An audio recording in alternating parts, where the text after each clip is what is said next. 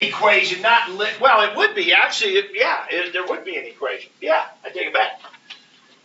What's the units on A prime?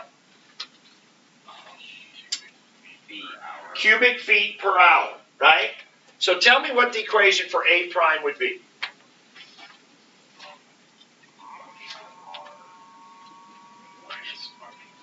There you go. Think about that now, right? Because isn't R cubic feet per hour? That's the rate water's going in. Subtract the rate that it's going out, and shouldn't that be the rate that the amount is changing, right? So think about what he did. So he put a 3 in for R and a 3 in for T. Isn't that finding A prime of 3 then, really? That's putting a 3 there and a 3 there and a 3 there, right? And so now subtract those two. What do you get? A negative number. And so A prime negative means A is decreasing. You see what I mean? To fit it into our terminology that we've been using now, he would get full credit for what he said. If he just said the rate that it's going in is 5.086, the rate that it's going out is 5.4, it's going out faster than it's coming in, so the amount of water in the pipe would be decreasing. That'd be a fine answer, and you would get full points for that, right? You wouldn't have to write that equation or anything like that, but that would be true, right? That would be the rate that the water is changing in the pipe. Be the rate it's going in minus the rate that it's going out. The difference between those two would be either positive or negative, which would mean it's increasing or decreasing. Okay, moving on. Question 3.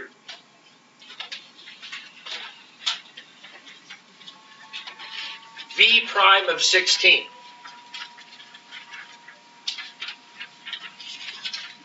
Use the data in the table to estimate V prime of 16. 240 minus 200 over 20 minus 12. Is that simple? That's simple, right? 16 is right smack dab in the middle of here. This is the V function. We want the slope of the V function, so a simple little slope. Subtract the y's, subtract the x's, pick a point on either side, right? And there it would be, okay? And you would probably be good to put the units on there, which would be meters per minute, wouldn't it? Because V, this is meters per minute, and this is minutes down here. Meters per minute, or meters per minute squared. Okay? Bob is riding his bike on this path. His velocity is this. Find the acceleration at 5. Quickly, what would you do? V prime, the derivative of velocity is acceleration, plug in a 5. Very simple. Do the derivative, take you 30 seconds. All right, we're going to learn this one here later, so we'll move on. This one I hope was pretty easy here. A relative maximum. What's a relative maximum? Local maximum. There's one of them. Where is it? Where x is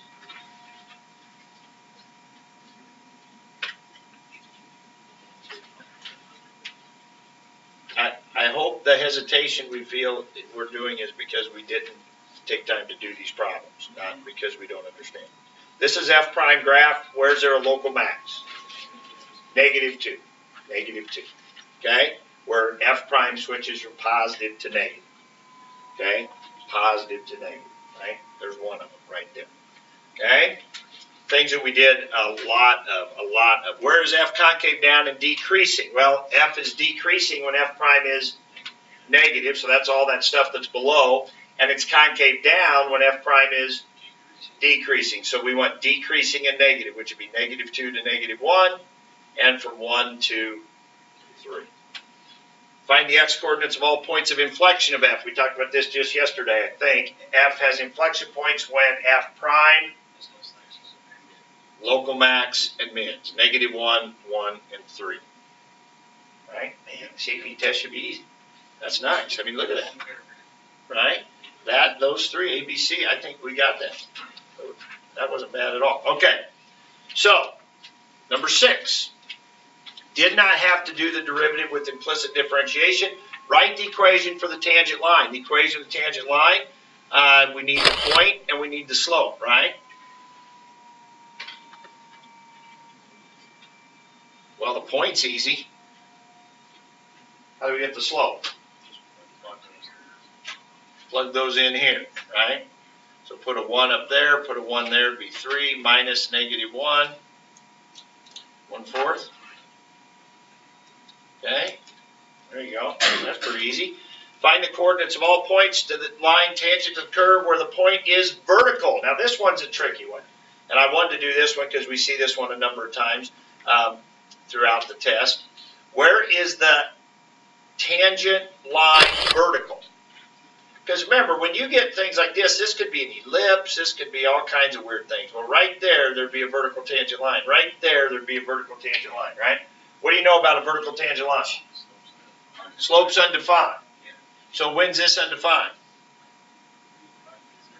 When the bottom is 0.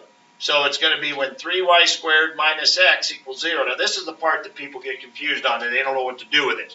Because you got two variables and you don't know what to do with them. Okay? Because it says find the coordinates. So we want to find x and y values that make this be true. Okay? Any ideas?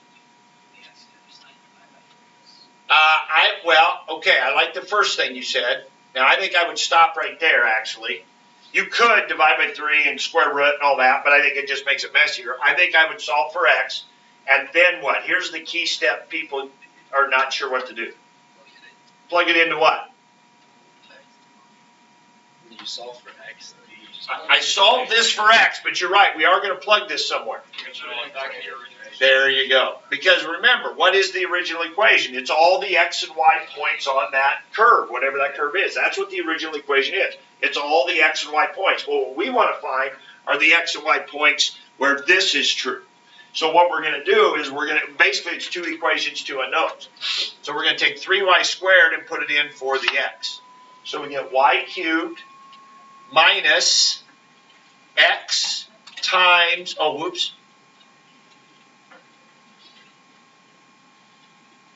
do we put in for x?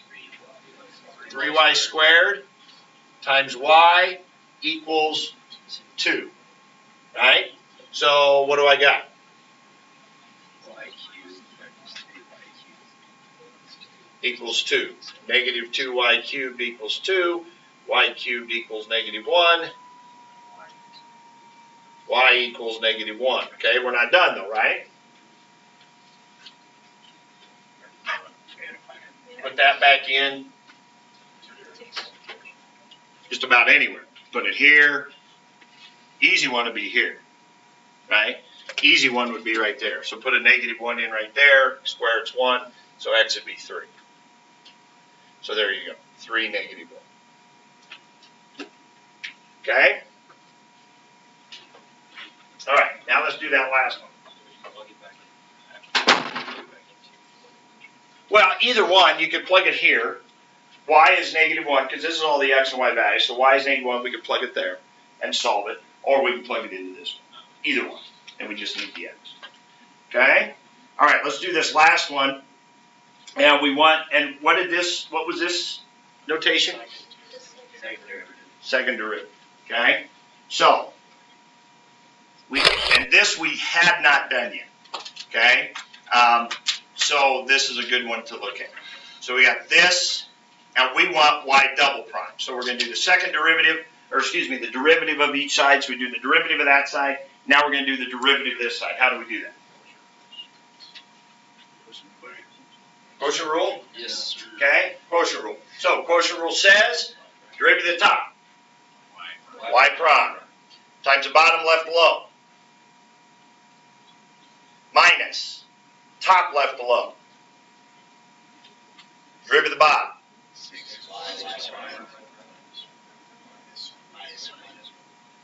all over, bottom square. Okay? Square. Now, y double prime has some y primes in it, which is fine. Okay? We don't have, not a problem, because what we need is we want to find that at those two x and y values. which are the same x and y values you notice up here. Okay? So, everywhere we see an x, we'll put a -1. Right? Everywhere we see a y, put a 1. And everywhere we see a y prime, now we did it already, it's not up here, but is 1/4. Remember we did it in part A. In part A, we plugged in a -1 and a 1 into the derivative, into y prime, and we found 1/4. So everywhere we see a y prime, we put a 1/4. And then we're just going to, the arithmetic, which we'll leave for you. Okay? So you just work that out and go from there. And that's all no calculator, but I think it works out pretty nice. Okay? So just plugging in some numbers. All right, let's shift gears and get your notes out and start talking here about chapter 4.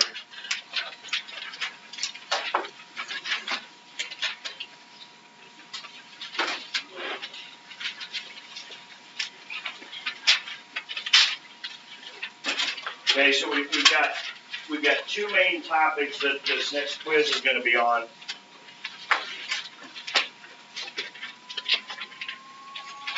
And they're both topics we've talked about back in chapter 2. Okay. You remember your quizzes together? Yes. Okay. Well, and that is true. I mean, one of them is limits. We're going to do limits tomorrow, but this one was the idea of differential equations. You remember when we were in chapter 2, I talked about how this is going to be an ongoing topic. As we learn more stuff, we'll come back to differential equations and we'll add to what we know about. Okay? So here's what, again, you can write this down, not write it down, doesn't really matter to me, because we've written this down before.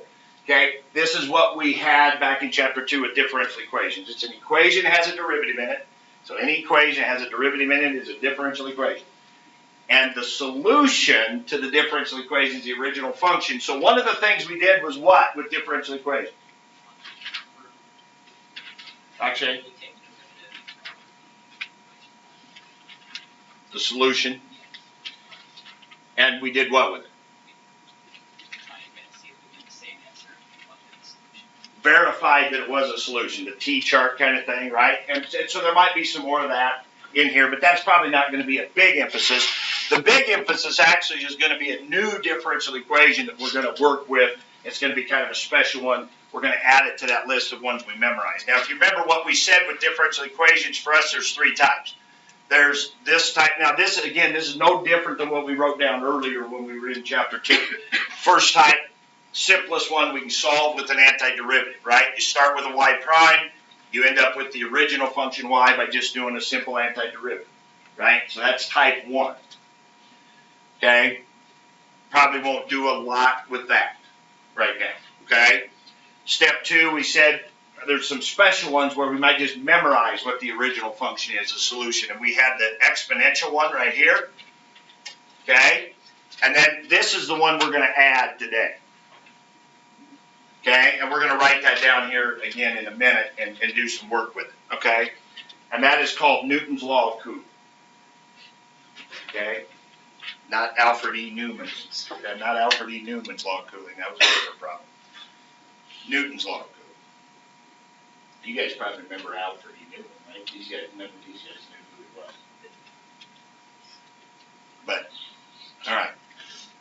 Maybe I'm the only one in the room old. Probably. Number 3, we can't solve. That's the other type. And those are the ones we did a lot of work with, verifying with the T-chart, verifying solutions. Okay? So again, not a big emphasis on that, but the blue box, that's the one we're going to work with. Okay? So let's talk about it.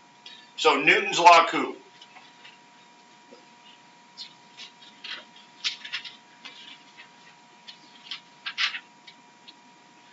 Oh, it's right here. Okay? Here's Newton's Law of Coulomb. So, why is the temperature, let's imagine we had a hot cup of liquid, a cup of coffee sitting here in the front of the room, and so Y would be the temperature of the coffee, okay? And big T would be the temperature of the room, okay? So somebody read me, and actually we had a question about this on the last quiz. Remember that? Remember that first question we said, is K positive or negative, right? We had to say why. Okay, somebody read that to me in English language. The rate is proportional. Go ahead, Andy. Go ahead, Andy. The rate of what? The rate of the temperature The rate of change of the temperature.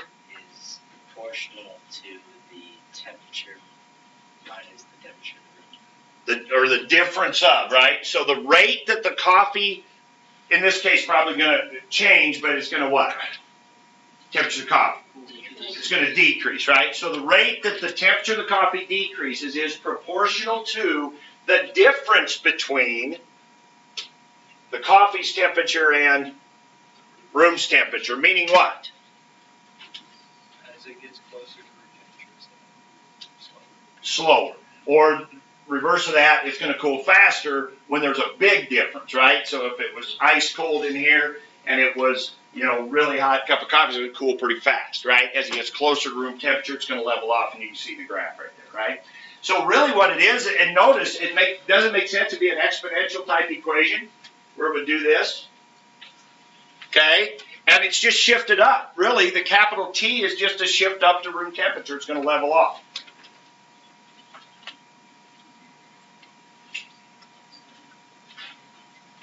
All right, so we're going to end up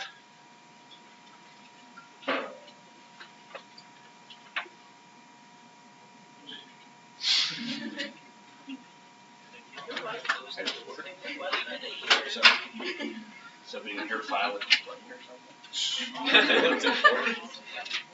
something. Yeah, verbally. Kind of nervous. Probably up for some big one. All right. All right. So anyway, here's the solution. Here's the solution. So it's not. Hopefully, when you look at it that way, it's not that surprising. Did it seem like I was trying harder? Yeah, a little bit. A little bit, really? It was noticeable. It was noticeable. It seemed like you went quicker, like you were just a little bit nervous. I was a little nervous. I would be too. I don't know why. It's like all my bosses right there. I was a little nervous. That looks like a pretty important group. Yeah, they did too. I mean, I've had walk through stuff. It's like, and they did say, they're doing our annual, or not annual, but every 5 years, some school improvement, whatever thing, and they did say there'd be groups coming through at some point. That was weeks ago. So, okay, whatever. So, all right. Well, good job. Well, heck, now we just screw around with it. We're done. All right. I'm glad we were doing something semi-interesting. Not like usual. All right. So anyway, it's an exponential. If you remember from our last quiz, what did we say K would be in this case then? Remember on that quiz, what was K? It's the answer to that? thing that makes it Yeah, but it was negative or positive? It was negative. I think it was negative, right? It was negative because I remember I got it wrong. the Y is decreasing, so Y prime has to be negative. This will be positive because the temperature of the coffee is bigger than the temperature of the room. So to make this side be negative, K had to be negative. Okay, so if you look at an exponential where you have a negative up here, that's that flipped, right? Or actually this way. And so instead of going up like this, it goes down like this, right? So it makes sense that that's what it would look like, and it shifted up the room temperature, right? So it makes sense that this would be the solution to that. We just don't know how we got it. Later in the year, we'll figure out how we get there, okay? But right now, it's just that. All right. So we're just going to memorize that is the solution. This big T is that big T. This K is that K. Little t is the time. Y is the temperature of the coffee. And A is just some unknown that we will find with some initial condition that we're given. Okay? So let's see what a problem looks like with this. You will have one of these problems on your next quiz, and you will have some in your homework tonight. Okay? So it says there's hot coffee in a room, 190 degrees. The room is 70. And I'm going to give you a piece of information that tells you after 4 minutes the coffee is cooled down to 170. Okay? And then the question is, several questions. So we might be interested, how hot's the coffee after 9 minutes? How long will it be till it gets down to 100 degrees? Those kind of questions. Well, those kind of questions can only be answered using the solution to the differential equation. The y equation, not the y prime equation, right? Y prime just tells us how fast, but we want to know what the temperature is. So that's why the solution to a differential equation is usually what you want, because it's what tells you about the situation. Okay? All right. So what do you suspect we do? Well, we start with our solution, right? Is this my grade? Is this my grade? Dance? Is this my grade? No. Would you guys like me to give him a grade? Yes. Yeah. Thank you. All right. Classic grade 2. Thanks. That's not a termination slip. So you heard that we get A pluses for the three. Right. Is that what she said? Yeah. She said that. Yes. Those are my bosses, so I guess I better listen. All right.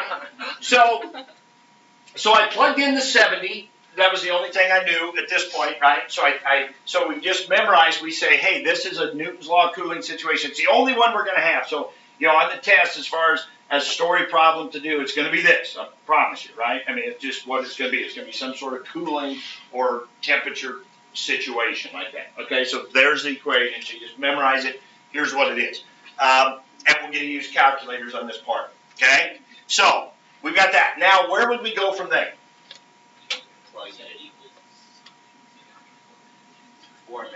So put a 4 in for little t and 170 in for y. Okay? Well, actually, yes, we could. But it'd be better to start with that, which is at time 0. Because it's always nice. Here's the thing. You put a 0 in for t, you get e to the 0, which is 1. And again, this is where some people mistakenly, because of what we do with our regular exponential equation, they think a is always that initial amount, and it's not here. Okay? So what we do is we put our 190 in for y. I wrote y of 0. I just think that's good notation. But we're going to put a 190 in for the temperature, and we're going to put a 0 in for the t. I think that's a better place to start. Okay? And then what's going to happen then is... Hang on here a minute. I don't know why I'm being so secretive, but whatever. Okay? And so we put our 0 in for little t, and that makes e to the 0, which is 1. So we get a plus 70 equals 190. Take away 70, we get 120. Okay? We get 120. So I guess what you do learn from that is this plus that should end up being the initial amount, whatever.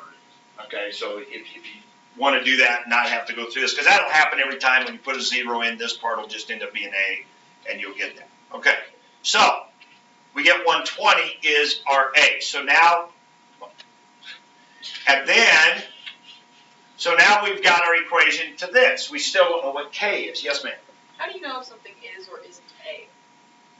Well, again, I guess that's the point I was trying to make, is you don't have to even think about that. All you do is you take this equation.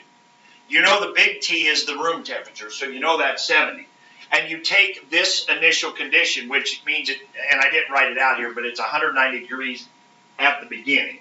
So what we're doing is we're just plugging a 0 in here, and we're putting a 190 here, and we're just solving. So e to the 0 is 1. We subtract 70. We just found it was that one. You know what I mean? So you really don't have to worry about what that is. But it turns out it's just this plus this that makes the original amount. So up to you if you want to think, but that way.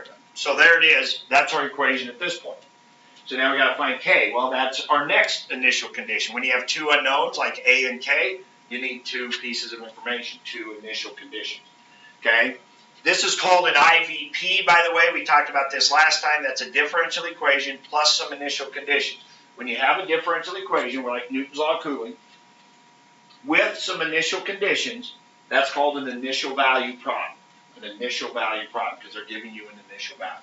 Okay, but it's just a differential equation with some conditions given. So now we're going to plug that one in. So like you guys said, we'll put a 4 in for t now.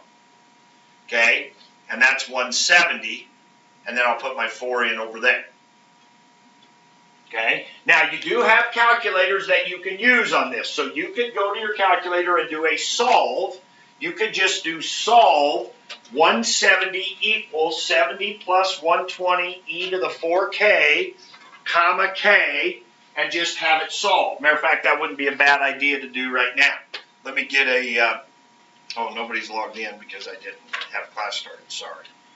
Probably should log in because there are some things we can do here.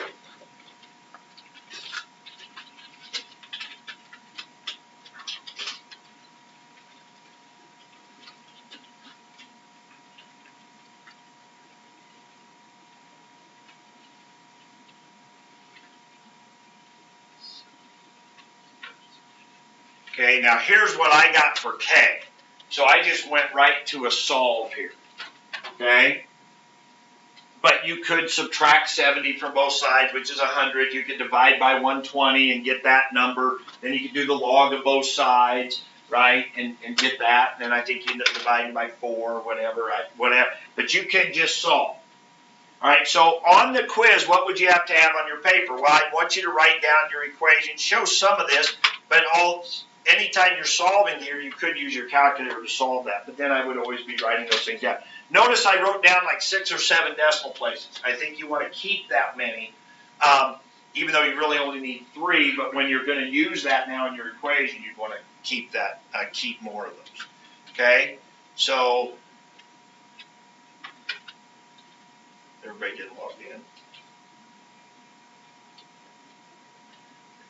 Drew, you're not getting logged in quite here. Okay, somebody got a solve there. This one solved. Emma, see that you get punished for doing a good job now. I'm going to make you present. Okay, you'll learn your lesson. These guys that didn't log in. See, Drew's smart. He said, I'm not logging in. I'm going to pick on him.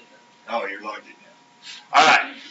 So she's got that value. So you can just do your solve, right? And you can let the calculator do that. Now, I notice you only have, go to your menu here, Emma. Let's see, document actually. Go to doc, there right above it. And then go to settings, number 7.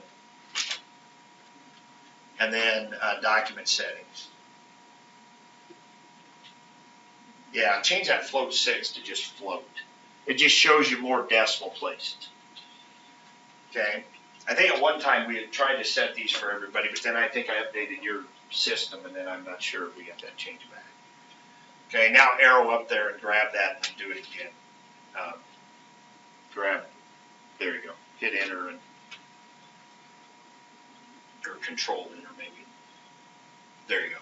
Now you get more decimal places. Okay, just in case you need more than what's there. Okay, I think that's a good idea. So now, so let's move on. So now we get back to here. Okay, so now I've got my full equation. So it's taken me these steps with those initial conditions to get the actual solution. So the solution was big T plus AE to the KT. That's got a big T in it, an A in it, and it's got all kinds of letters, right? Matter of fact, there's not even a single number in there. What kind of math is it? Y equals big T plus AE to the KT. All right, E is a number, we know that. But anyway, so now we get an actual equation that'll tell us the temperature of this cup of coffee at any time. Now, what is the K value?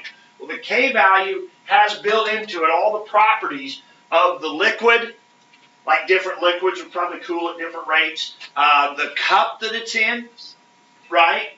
You know, maybe a styrofoam cup versus another kind of cup, a cardboard cup, something like that, right? So the cooling properties or the insulating properties of the cup, all of those would kind of be wrapped into that K value.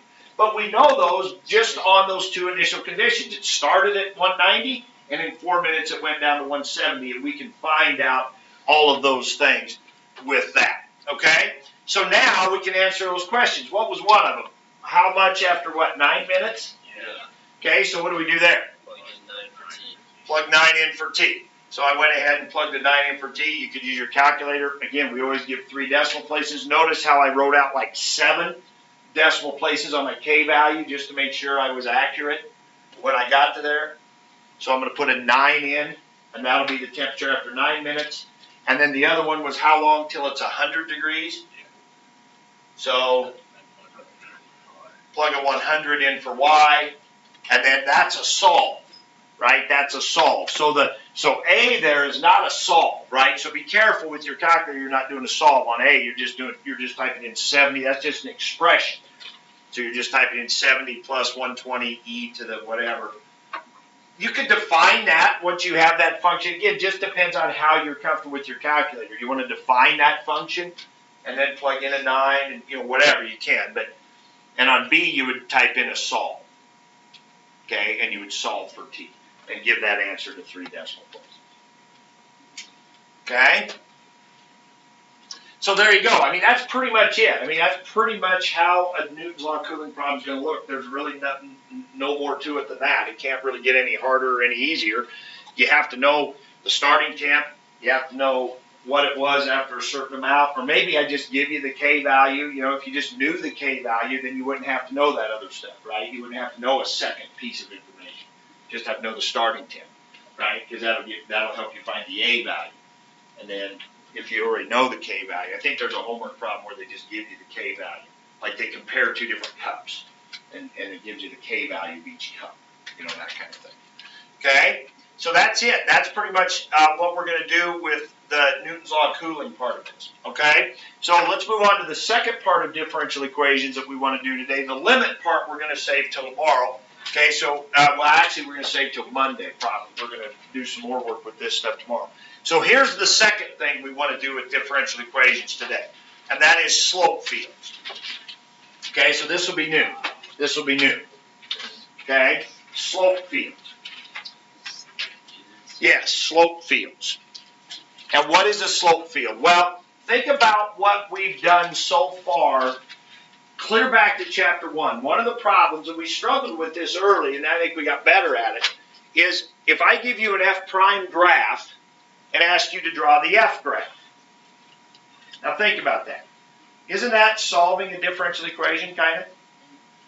You're going from F prime back to the original function F.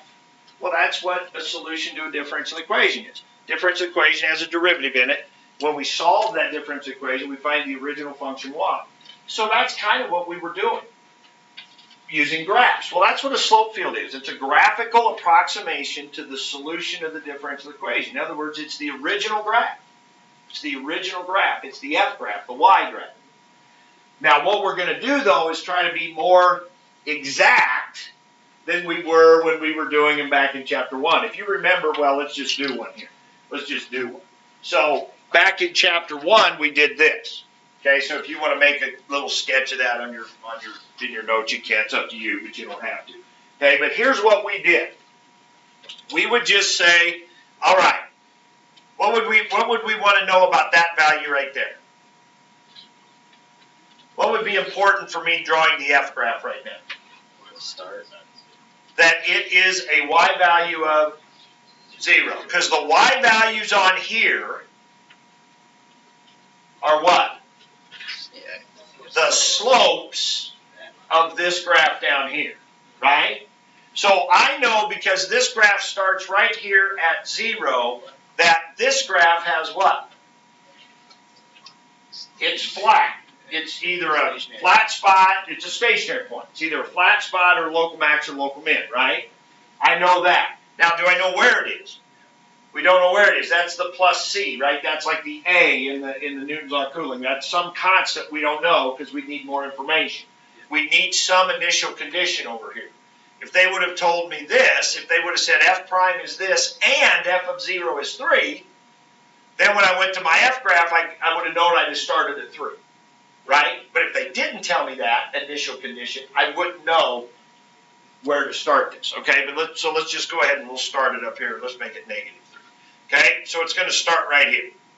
And it's going to be flat right there. Right? And then what? It's going to go up until, I don't know, let's say that's a slope of, I don't know, let's say that's a Y value 2. Just make that up. So that means a slope, it's going to go up and get steeper and steeper, right? It's going to, until there, this graph's going to be going up steeper and steeper and steeper. Okay, and let's say that's that point right there. Now, what kind of point is that? Inflection. Remember, we just got to talk about that at earlier problem. A local max on F prime is going to be an inflection point on F, right? So now I'm getting values that are positive, but they're getting less positive. So now the slope that was 2 is now slowing down and being a slope of, say, 1. So it's kind of that. Now what? Is it a flat spot? Why not? Because the F prime never gets back to 0. So it's not quite a flat spot. So it's leveling a little bit, but it's not a flat spot. But it is an inflection point, right? So now it's going to be positive. We get more positive. So it's going to get steeper again until there. And then it's going to get less steep again until it actually is a local max, because this goes from positive to negative. So now I got a local max, and then it's going to go down and be concave down until there, and then it's going to flatten out there, right? Yep. So it's negative and getting more negative, which is steeper, and then getting negative but less steep, like that. And now that is really, really rough, isn't it? I mean, I really don't know how far it went up, how fast it went up in here. I was just that is as rough as it gets as an approximation, right? So what a slope field is going to be a better approximation to the graphical picture of what the original function is of f. Okay? So, here's what we're going to do. So I'm going to start with this one right here. And you notice this looks a lot like that problem in the 2015 free response, right? Just got more dots. They had that graph with a bunch of dots, right? Okay? So, here's our differential equation. Here's our differential equation right here. So one of the things you're going to do, well, I don't think today, I'm not sure today I'm going to have you plot any of these by hand. Tomorrow we'll spend some time doing that. Okay? But you notice on the 2015 AP test, you have to do that. We'll go do that one here in a second. Okay? So, here's what this would look like. Okay? You'd have some dots, and these are much better to do by machine than by hand. Okay? But on the AP test, as you saw, they're going to have you do this a little bit. So what I want to do, I want to draw the Y graph. That's what I'm hoping to do here. T is my input. What I want to show is the solution, which is the original function. Here's my differential equation right here. Okay, so what we can do, instead of just guess at the slopes, we can literally plot some points.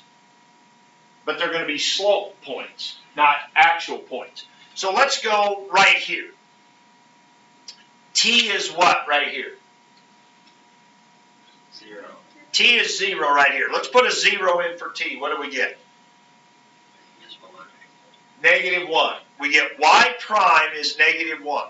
So that means right here, my graph's going to have a slope of -1. So now, do we know where the graph's going to cross though? Remember that? We don't have an initial condition here, so we don't know where it's going to cross. So right here, I'm going to have a slope of -1. So what I'm going to do is put a little bitty line segment that has a slope of -1. Now, where else on this graph is T 0? Where else on this graph is T 0? Oh, come on. Where on this graph is T equal to 0? No.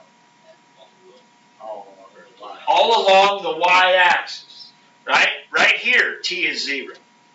So when I put a 0 in for T, I get a slope of -1. That means all along the y-axis, I should have a slope of -1, right? I don't know where my graph is, my y graph is, but I know if it goes through any of those points, it's got to have a slope of -1, right? Let's move over to here, where the T is 1. Put a 1 in for T, what do you get?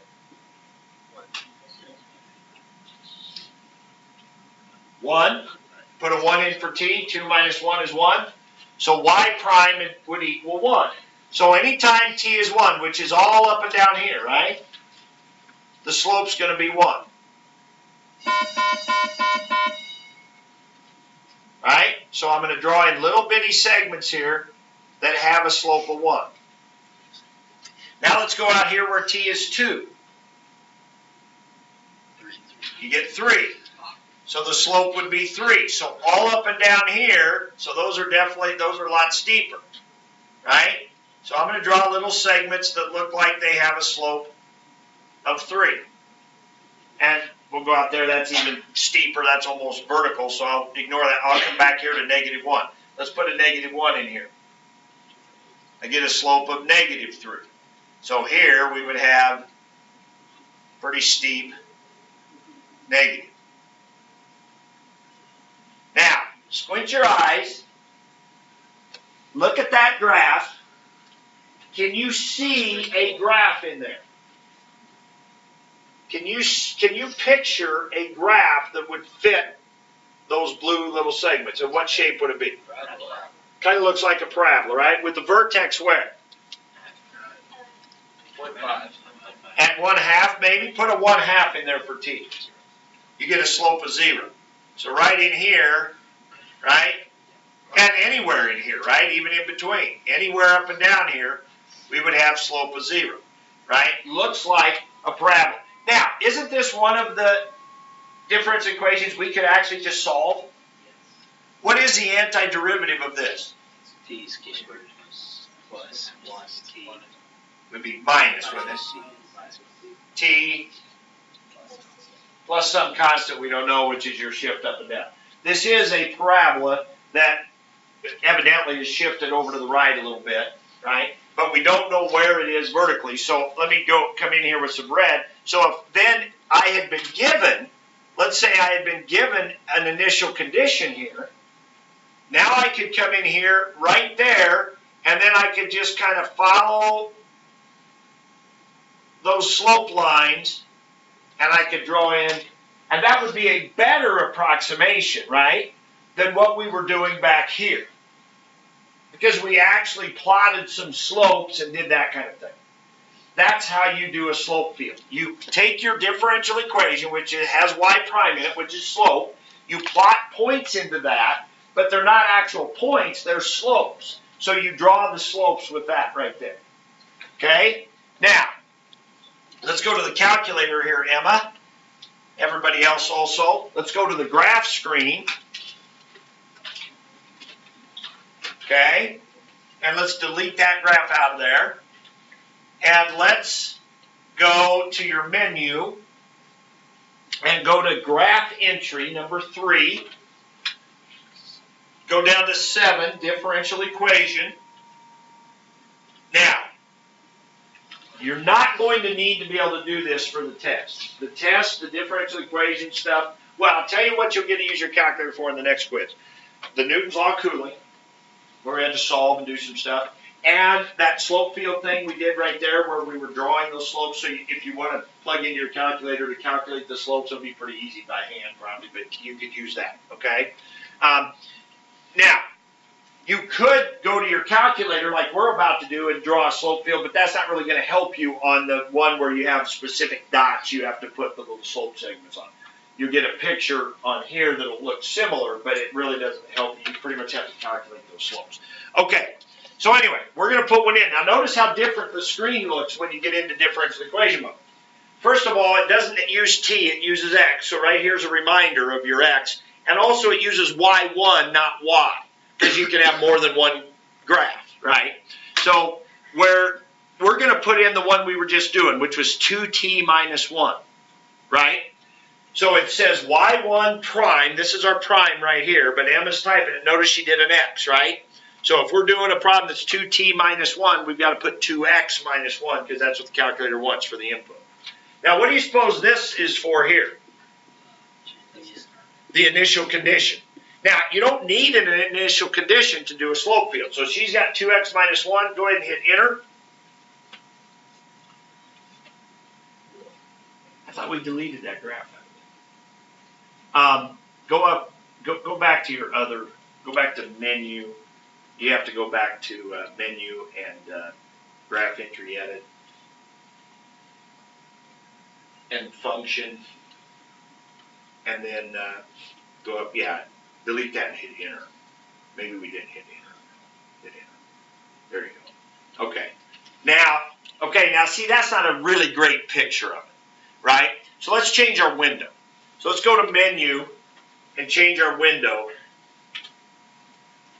And let's make 1/2, since we know it, you wouldn't always know this. Well, let's don't do that because we wouldn't always know it. Let's just go to window settings and let's kind of zoom in on it a little bit. So on window settings, let's do our X. Let's do, say, like my picture was, -3 to 3. And on the Y, let's go maybe -2 to 2. I think this will give us a little better picture. It's not bad. It's not great. Go back to your window again. This is one of the reasons we don't use this a whole lot. But it is kind of a quick way to see a slope field. And let's go -1 to 2. And then leave your Y's the same. That's a lot better there, right? I mean, you can really see a parabola in there now. Okay? And then, now go to hit Tab, Emma, and go up to your, we got to go back into our graph entry. So go to menu, go back to menu and get into, back into differential equation. And then arrow up. And then put in initial condition 0, -1. Hit enter. Okay, and then it just puts in, kind of sketches in some points there for us. Okay, does everybody's look like this? Anybody having any problems getting that? Again, it's not going to be a big deal. It's not something you even need to do on the quiz at all. If I give you one where I want you to draw the slope field, I mean, you could do it, but it doesn't really help you because you have to fill in the dots. Okay? Let's, hopefully you still have that packet out. If you don't, why don't you grab that real quick? And let's take a look at that one we skipped. It was number 4.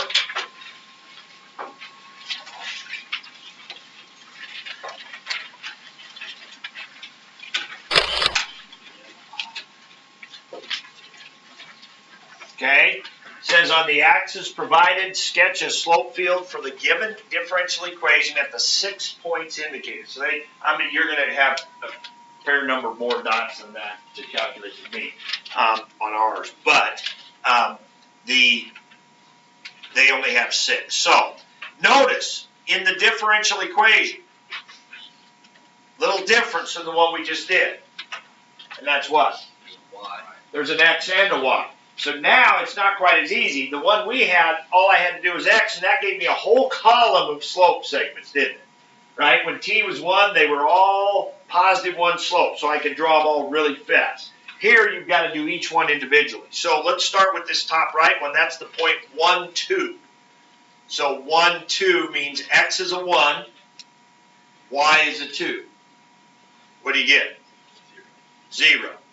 So that would have a slope of 0 right there. Let's go to the left here, 0, 2. That'd be -2. So fairly steep, like so. Again, they give you some leeway here on your little slope segments. It better be pointing down, and it better be relatively steep there. Okay? Then we go to this point, 0, 1. That's -1. Now that should be 45 degrees probably, right? To be -1. And then we go to right next to it, that'd be 1, 1. That's a slope of 1. Okay, and then down here, 0, -1. Be a slope of 1. And 1, -1. 3. So really steep and positive. Okay? And I know how they grade that. They'd probably give a couple points for that. You know, if you messed up a couple of them, you lose a point. Messed up more than that, maybe you lose both points, whatever.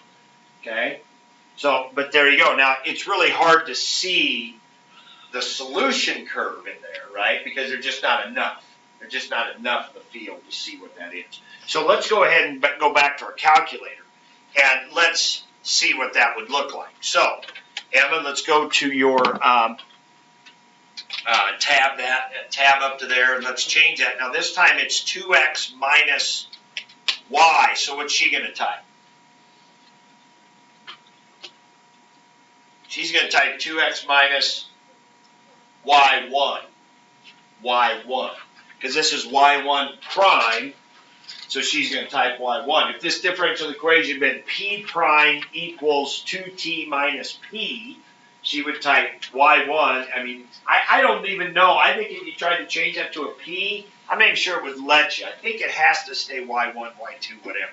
Okay, anyway, take out that initial condition for right now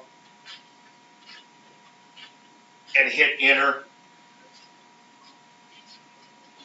Now what you notice here, but can you see the solution curve? What do you think's going on with that?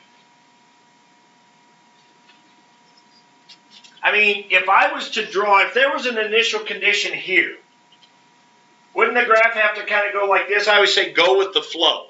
It's kind of what you think of on a slope field. Just got to go with the flow. And then it's going to do, there's probably an asymptote in this situation. There's probably a slanted asymptote, looks like right through here maybe, where that's going to go up and just kind of get really close. Let's zoom out on that a little bit. And let's get a little bigger picture, Emma. So let's go to just your window settings, and let's just go, let's go like -5 to 5. And same on the y's.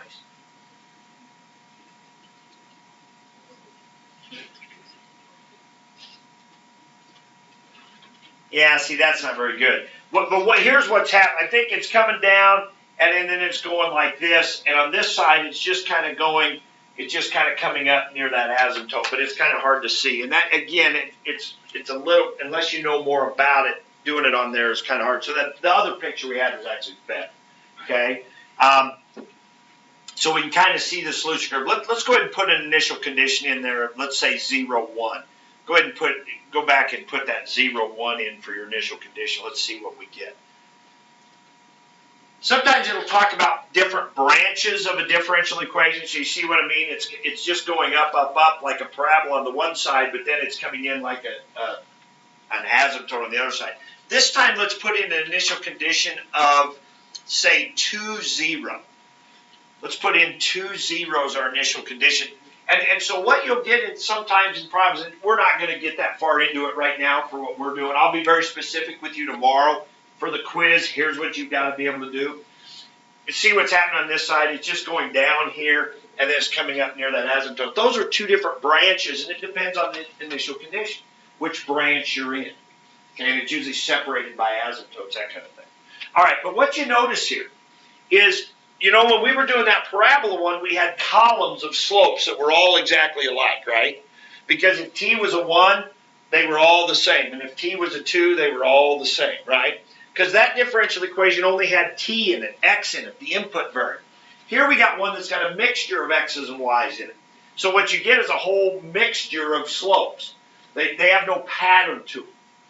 Okay, one of the things you're going to have to do is match some differential equations with their slope fields. Well, that'll be one of the tricks of doing that. Okay, arrow up there, Emma, and let's do one more then. What would happen if we had only y in the differential equation, right? We saw if we only had x. We saw if we have both x and y. Let's see if we only have y. So delete, let's just make up y1 prime equals y1. And then delete your initial condition. Now, does that sound familiar at all? Y prime equals y.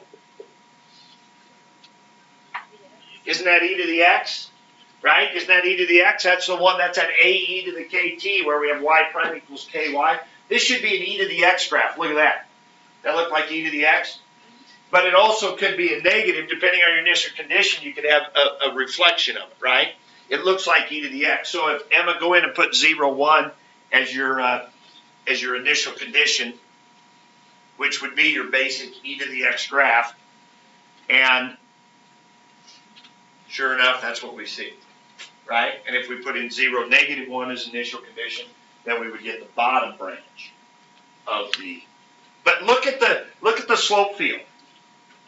Now you've got a row where all the slopes are the same. Does that make sense? So as y changes, so when y is a 1 or whatever it is here, you get this slope. Because y is the only value in the differential equation. So when y changes, you get new slopes. On the other one, when it went up and down, as x changed, you get new slopes. So they were vertical columns. Okay, so that's how you can identify. So right away, hopefully after today, and you're going to have some exercise, some matching exercise in the homework. After today, you could just look at a differential equation like this and say, oh, that only has y in it. That's going to be a y prime with just y's in it, because it goes like this. If you get one with a y prime with just x's, you'll have the columns doing this. And then if you get one that's all messed up, you know, there's no pattern to it, then you know that has both x's and y's in it. Okay? And then the way to match it from there, to narrow it down, is to plot some points. Plot some points like right here, plot a point and see if you get a slope that's 1. You know, or whatever. See if the slope matches. Okay? So that's what you're going to be doing a little bit on the homework today. All right. I think that's about all I got on the slope field idea. Okay? Yeah, because we just did, well, we did the one in ours. So we got it. Okay, so your homework is, I gave you the assignment sheet. So it's that top line, 4.1. What's it say there? 3 through 14. So let's look at that. So 3.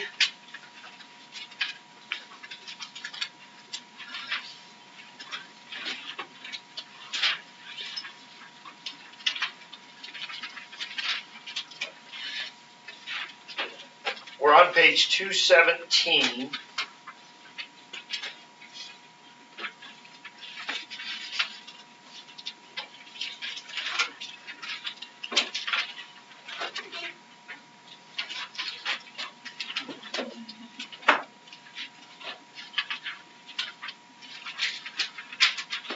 Okay, so here's basically your homework. So 3, 4, 5, and 6 are, we did it on the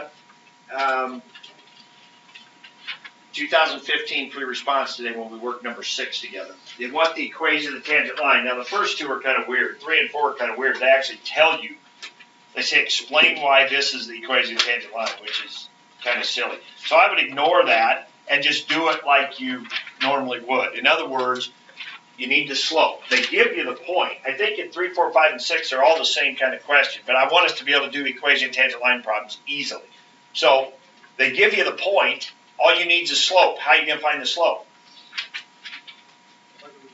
Plug them into the differential equation. They give you a differential equation tells you y prime, so you plug them in, you get y prime, write the equation of your tangent line. So 3 through 6 are that. 7 through 14 then is the matching I was talking about.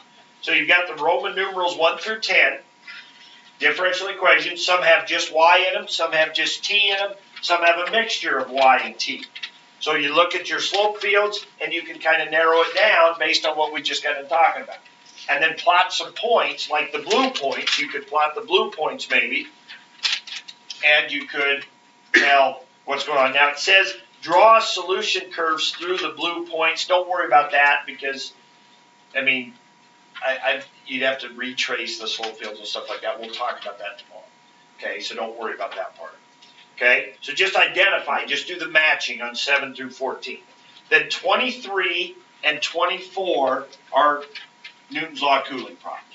So like we did earlier.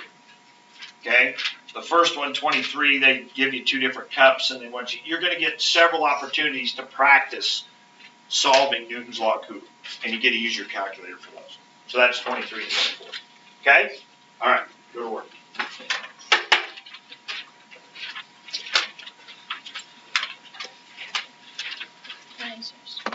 Yes.